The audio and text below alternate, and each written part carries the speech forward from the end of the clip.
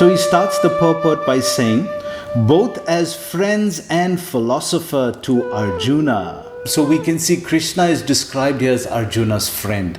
And a friend is someone who you trust. That their guidance and their motivation is based on trying to help you, is based on trying to serve you from where you are to make you a better person. But that can only be built on trust. So if we see the contrast, that everybody in your community is not your friend. Sorry, that's the honest truth. Most people are connected to you because of what they can get from you. But a friend is not like that. A friend, no matter what, will stick by you, will help you and serve you through difficult times. If you can build a relationship with someone on that level of trust, that is worthy. Do you know how many people have had visions, ideas, and huge career moves that they were about to make, and they allowed the word no to stop them? When you make the decision to do what you want to do with your life, just know this: because the family and the friends in your life do not share your vision, in most cases, they will be the first person to try and talk you out of what you want to do with your life. But know this: only those that can see the invisible can do the impossible. People that don't have any dreams for themselves, they tend to be dream killers. They'll laugh at you. They'll call you names because they have no dreams. They don't want it. Most people go through life holding back. If you get into the habit of just being mediocre, it will become a part of your consciousness. If you get in the habit of giving less than what you have it within you to give, it will begin to reflect itself in your personality. It will begin to damage you psychologically. And you don't want to be a part of that kind of self-destructive behavior. You want to set some high standards for yourself. There's greatness in you. And you've got to learn how to tune out the critics outside and the critic inside. And since I'm going to do this, I'm going to harness my will. And I'm not going to let anything stop me. You have to be relentless. You have to never let off the gas, never stop, never quit. Never allow anyone to talk you out of the dream, the vision, and ideas. And understand that for every level, there's another devil. It is the devil's job to create challenges, issues, and conflicts, insecurities, fear, because he wants to put you to a test. But I can tell you now, I piss the devil off every day. Doesn't matter if he gets sick. It doesn't matter what happens to his money or his finances. Every time he gets out of his bed and he's on a mission to get it done. And as you begin to look at your life, decide that you're going to start working on that dream.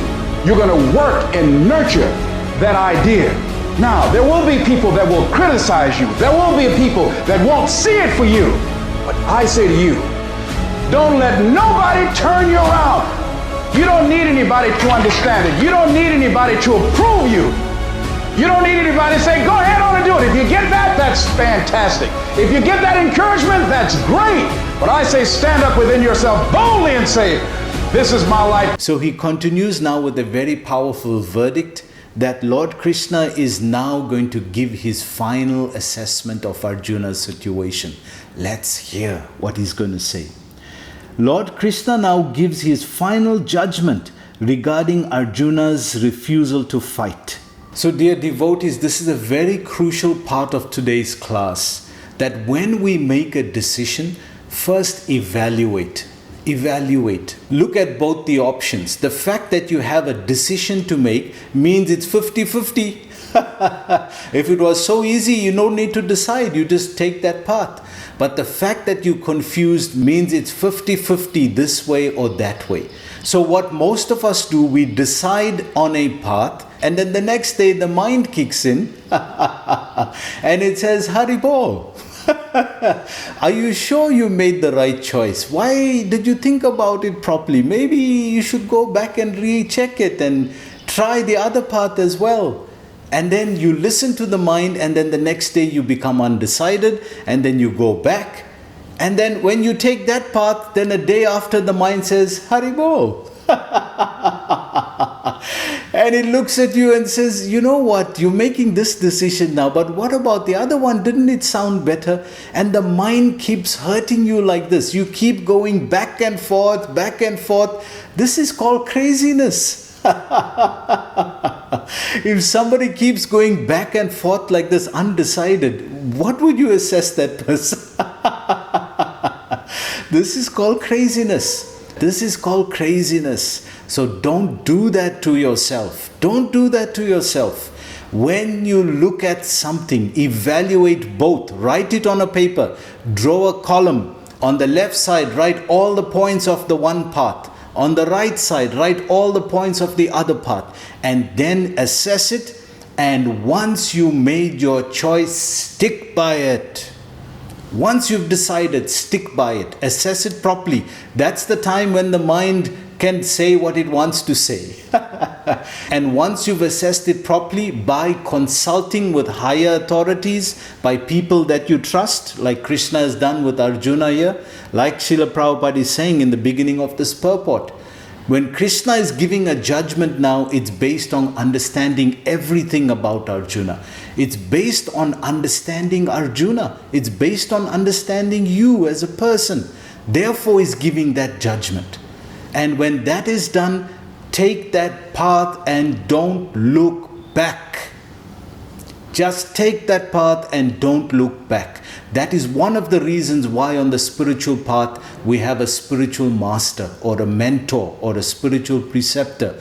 Because when they give a decision, they know that by the level of the mind, you're going to go back to the other thought very soon.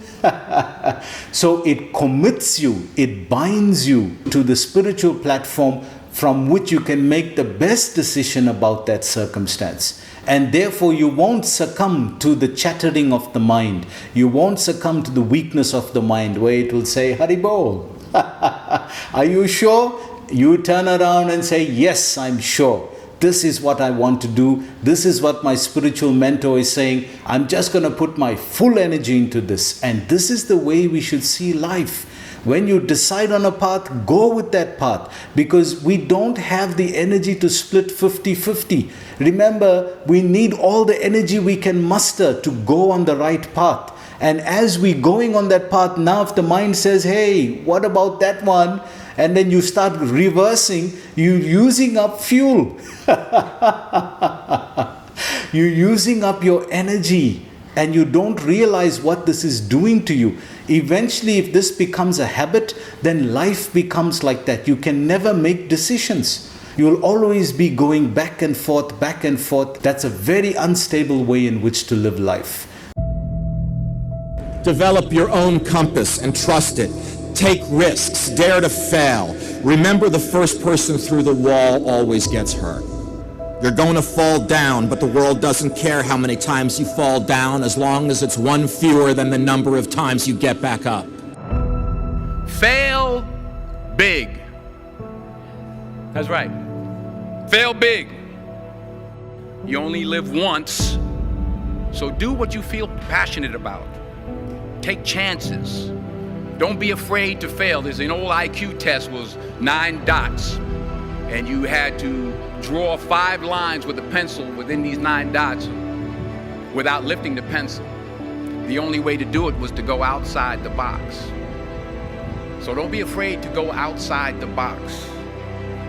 Don't be afraid to think outside the box. Don't be afraid to fail big, to dream big.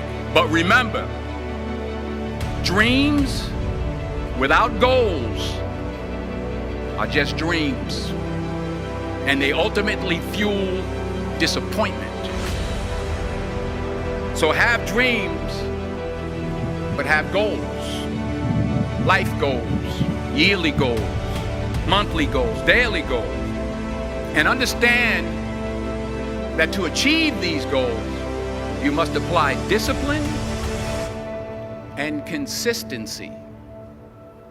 In order to achieve your goals, you must apply discipline and consistency every day, not just on Tuesday and miss a few days. You have to work at it every day. You have to plan. every day. You've heard the saying, we don't plan to fail, we fail to plan. Hard work works. Working really hard is what successful people do. Do not be afraid to fail, because that oftentimes is the thing that keeps us back, because we think we have to be right. We think we have to be perfect. We think that we can't stumble. And the only way you succeed in life, the only way you learn, is by failing. It's not the failure, it's what you do after you fail. You know, do you let it eat you up? Do you quit? Do you give up? Or do you let it bolster you? Does it serve as the challenge in your mind to do more, to take some risks, to step outside of your comfort zone? Turn your wounds into wisdom. You will be wounded many times in your life. You'll make mistakes. Some people will call them failures. But I have learned that failure is really God's way of saying, excuse me, you're moving in the wrong direction. It's just an experience. If you are going to try something hard, if you're putting yourself out there in some way, there are going to be times where you screw up or you don't succeed. Or there are times where you do everything right and you still don't succeed. You'll go through some failures. And I think that the most important thing is to learn from those failures and to have a sense of resilience, be able to examine what is it that I did not succeed at, why didn't I succeed, and what do I need to do better. So the key message today is when you decide, put all your energy into that. Close the other door. Don't go back that way. You've decided now, move ahead. And move ahead with full strength, having taken shelter on the spiritual platform. So he continues here. The Lord says, Arjuna, if you leave the battlefield before the battle even begins, people will call you a coward. And if you think that people may call you bad names, but that you will save your life by fleeing from the battlefield, then my advice to you is that you would do better to die in the battle. So Krishna's message to Arjuna is a strong one. He's saying, Arjun, this is weakness, hriday dorlabhya. Remember, we discussed this very early on, that this is a weakness that you have, and you cultivating and strengthening this weakness of indecision. Don't do this to yourself, because this will bring you more pain than you can imagine. So he's telling Arjuna, don't think you'll tolerate this insult and therefore that's a better choice. This is just your mind confusing you to take the weaker path because it doesn't want to confront this weakness. Hriday dorlabhya. So it has tricked you by saying, oh, people will praise you. See how good you are. You're so tolerant. You're taking insult like this. You don't want to kill. It's all worthy. Krishna is saying, no can do. No, Arjuna. This is weakness. So therefore Krishna is saying, Arjun, if you respect me as your friend and as your spiritual mentor, then do what I'm saying to you. Don't listen to your mind. You're choosing your mind over me. And this is where we find ourselves, devotees. Many, many times we find ourselves choosing our mind over the consultation of Krishna, over the guidance and direction of the spiritual master. So be careful of this. This is a weakness of heart. It's not a strength, because the mind will convince you on so many levels that what you're doing is right. That's why you're choosing it, right? Because at the end of the day, by your sincerity, you want to choose what's right. But if you choose what the mind is saying, it's always going to keep you confused. It's always going to keep you weak. It's always going to keep you in that negative state that's just disempowering. But if you take the guidance with an open heart and with prayer of a spiritual mentor, of a spiritual guide, that person is seeing it on 3 different levels. Therefore, their guidance will help you on the ultimate platform, not just on the bodily level. So we can see for Arjuna, the dilemma is, do I accept my mind or do I accept my friend? And who has more care for you? Who has more concern and love for you? Does the mind have concern and love for you? It is just giving you the suggestions of what is comfortable for it, so that it doesn't have to be put in an uncomfortable situation. So that is all the mind is doing. But a friend is seeing your Shreya, is seeing the ultimate goal of what you can become. And nobody else can see that for you but your spiritual mentor. That person has your Shreya at heart, your ultimate benefit, your ultimate goal. And that person wants to see you blossom and become an instrument of the spiritual dimension. So he concludes, for a respectable man like you, ill fame is worse than death. So you should not flee for fear of your life.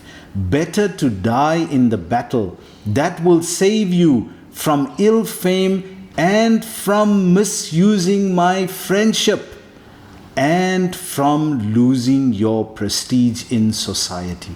So devotees, Krishna is bringing a very powerful point here. Do we ever consider and appreciate how much somebody loves us when they give us their time, when they give us their guidance, when they call us, when they're concerned about us, when they're praying for us?